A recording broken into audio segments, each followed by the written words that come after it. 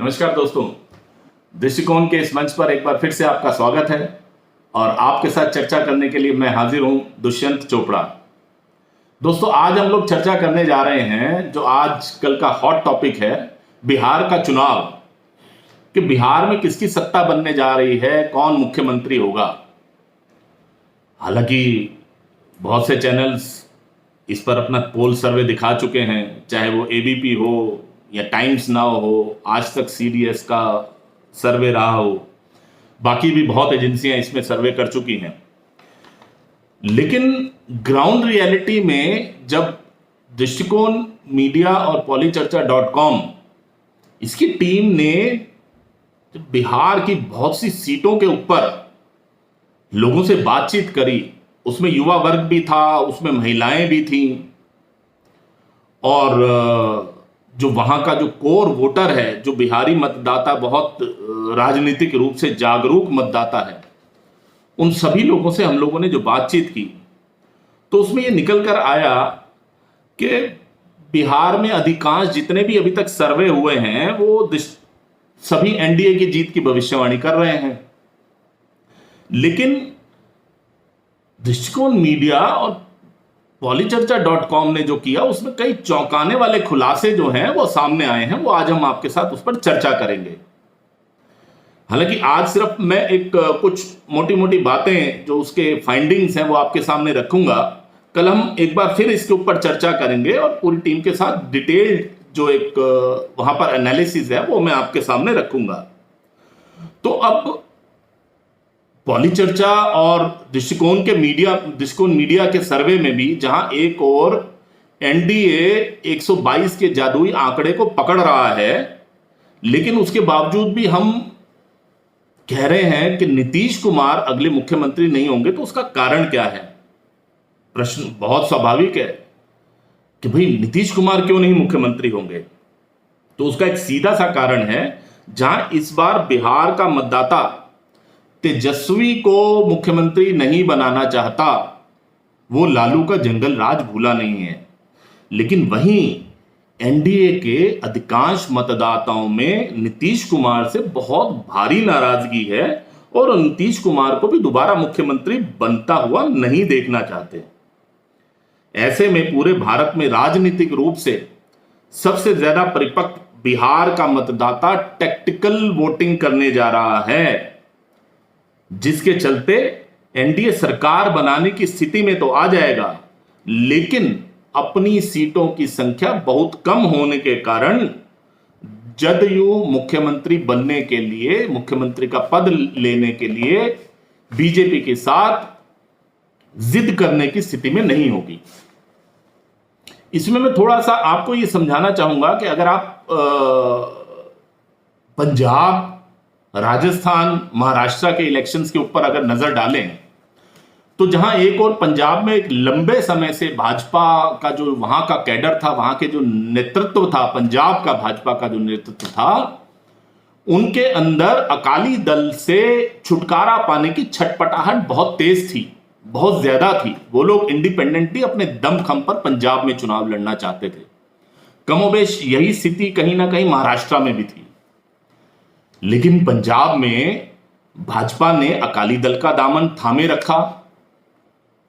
और उसका नतीजा भी सामने आया। पंजाब में भाजपा ने सरकार गंवा दी। लेकिन जैसे ही भाजपा को मौका मिला और अकाली दल की जो मंत्री थी केंद्र में, हरसिमरत कौर बादल, उन्होंने इस्तीफा दिया, तो तुरंत प्रभाव से भाजपा ने उनका इस्तीफा, सरकार ने उसका इस्तीफा स्वीकार किया और अकाली दल से निजात पा ली।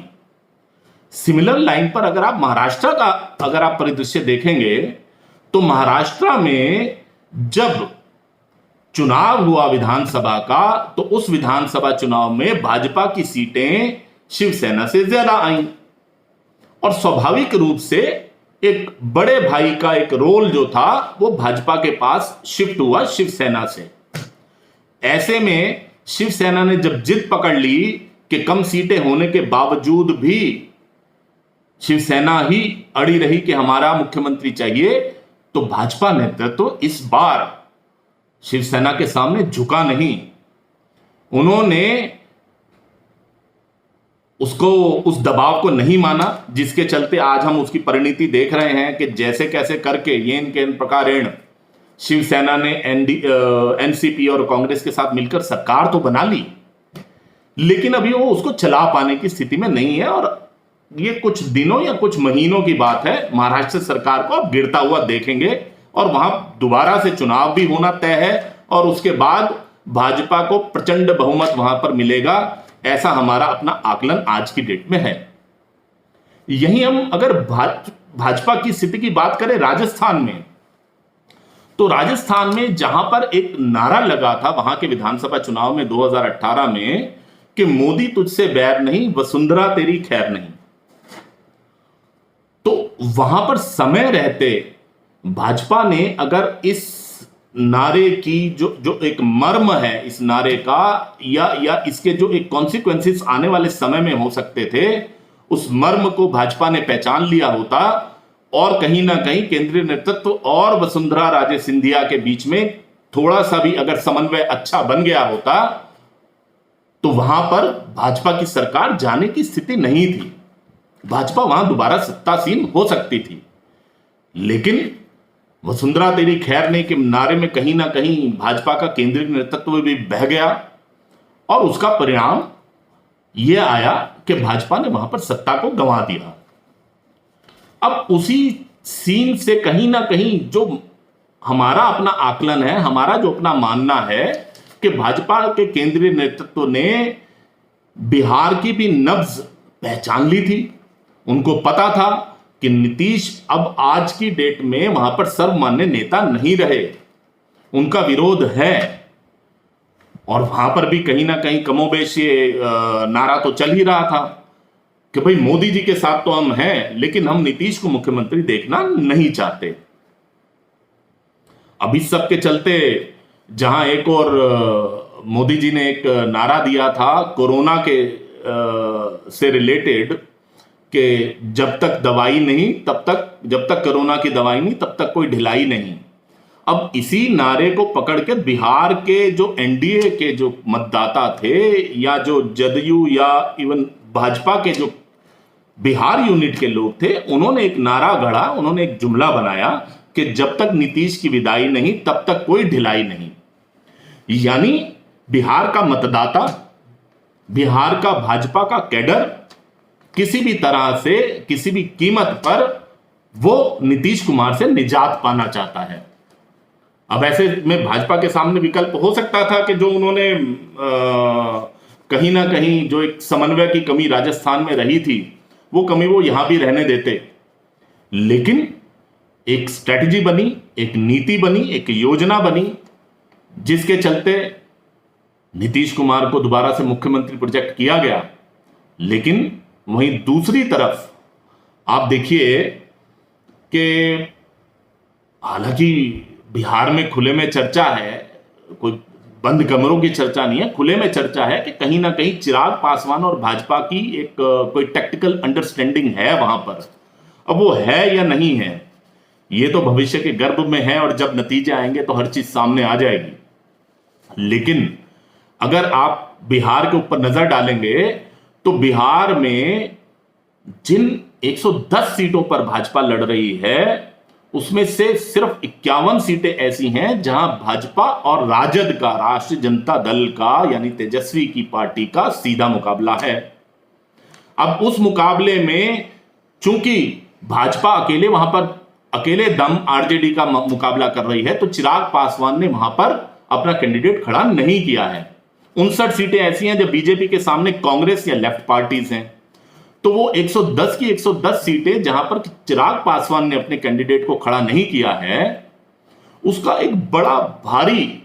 बहुत सिग्निफिकेंट फायदा जो है वो भाजपा को इस चुनाव में होने जा रहा है।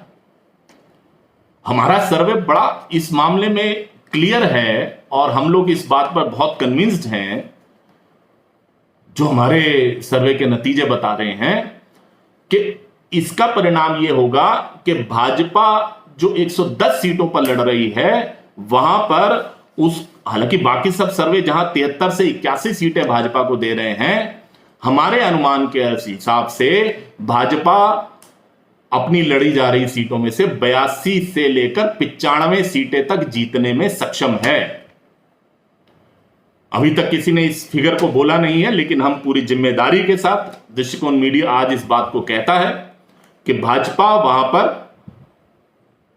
इतनी सीटें जीतने में सक्षम रहेगी। वहीं दूसरी ओर जदयू पर अगर हम नजर डालें तो 77 सीटें ऐसी हैं जहां आरजेडी और जेडीयू आमने सामने हैं, और वहां पर चिराग पासवान के कैंडिडेट भी चुनाव लड़ रहे हैं। बाकी और जो 2-3 छोटे छोटे गठबंधन बने हैं वो भी वहां पर चुनाव लड़ रहे हैं।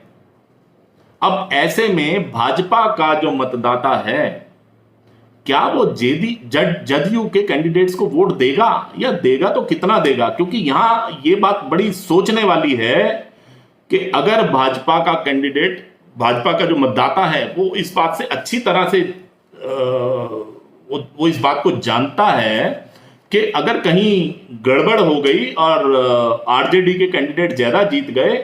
तो कल को ऐसा कोई सिनेरियो भी बन सकता है जहां पर कि भाजपा को वहां पर सत्ता गंवानी पड़े। तो इस खतरे को जो भाजपा का मतदाता जानता है, वहीं जदयू का मतदाता भी जानता है। एक तेजस्वी के लिए जो हम देखते हैं कि बहुत बड़ा एक युवा वर्ग उसकी रैलियों में आ रहा है, बड़ा जोश आ रहा है, और जितना भी लेफ्ट लिबरल गैंग और जितने लाल लंपट पत्रकार अपने चैनल और यूट्यूब पर जो चलाते हैं वो दिखाने में लगे हुए हैं कि तेजस्वी की सुनामी आ रही है और तेजस्वी जीतने जा रहा है। लेकिन यहां पर वो एक बहुत बड़ी गलती कर रहे हैं।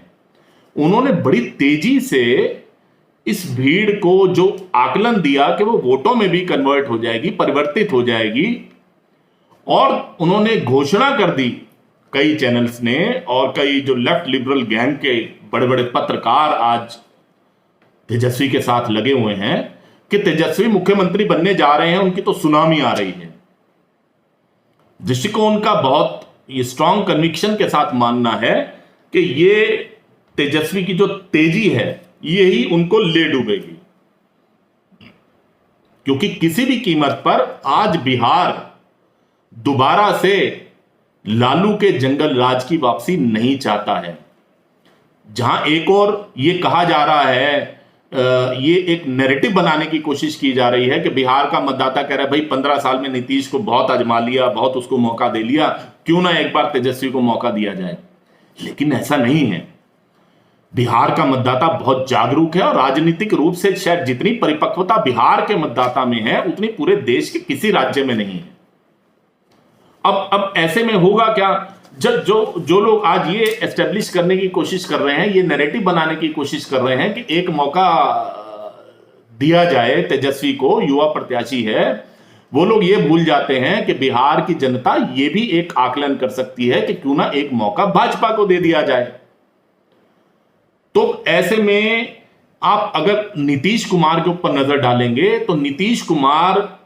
भी कहीं ना कहीं इस बात को भांप चुके हैं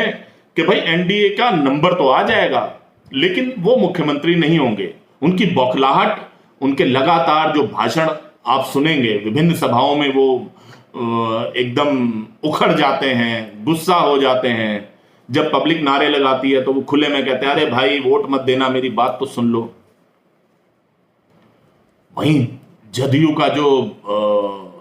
एक ऐसा कैडर जो पूरी तरह से नीतीश के साथ जुड़ा है, वो भी कहीं ना कहीं भाजपा को एक आईना दिखाने की प्लानिंग कर रहा है। क्योंकि जब अभी यहां पर चुनाव में सभा हुई बक्सर में, तो वहां पर जब जेपी नड्डा बोल रहे थे तो जदयू के जो जिलाधिकारी थे, जिलाध्यक्ष थे, वो मंच छोड़कर चले गए। तो बहुत ही कॉम्प्लेक्स सिचुएशन आज बिहार के अंदर बनी है, जहां पर कि आज ये आकलन करना मुश्किल है कि क्या होने जा रहा है। लेकिन जब बहुत डीप रूटेडली हम लोगों ने, हमारी टीम के सदस्यों ने वहां के गांव में जाकर, वो गांव भले ही दलितों के, महादलितों के गांव थे, या अगड़ों के गांव थे, या भूमिहारों के गांव थे, या कॉलोनीज, या जितने बड़े बड़े शहर वहां पर हैं, कस्बे हैं, वहां पर जब हम लोगों ने बातचीत करी तो उसमें ये बात तो बड़ी साफ तौर से निकल के आई, जो बाकी सब सर्वे में हैं, कि मुख्यमंत्री के रूप में सिर्फ 25% लोग नीतीश कुमार से खुश हैं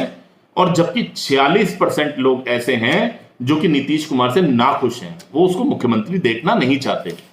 लेकिन जहां सर्वे एजेंसीज ये बता रही हैं कि 46% लोग नीतीश कुमार से नाखुश हैं, हमने ऐसे बहुत से मतदाताओं से बातचीत करने की कोशिश की। उन सबका यह कहना था कि ठीक है, हमें नीतीश कुमार से बहुत नाराजगी है, लेकिन हम लालू का जंगल राज दोबारा